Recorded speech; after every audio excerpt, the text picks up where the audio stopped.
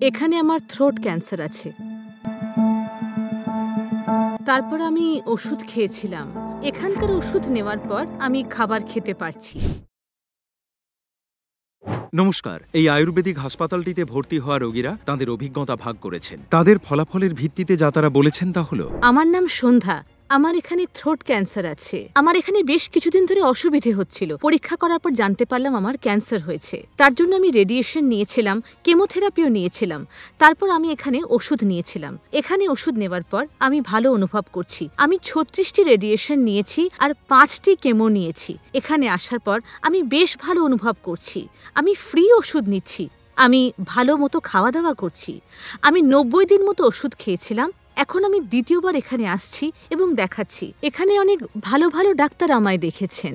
ভালো চিকিৎসা হচ্ছে আমার। তাদের এই ফলাফল তাদের আত্মবিশ্বাস আরও বাড়িয়ে তুলেছে। অসংখ্য মানুষ এই আয়ুর্বেদ চিকিৎসার উপর ভিত্তি করে সুস্থ স্বাভাবিক জীবনে ফিরছেন। ধন্যবাদ।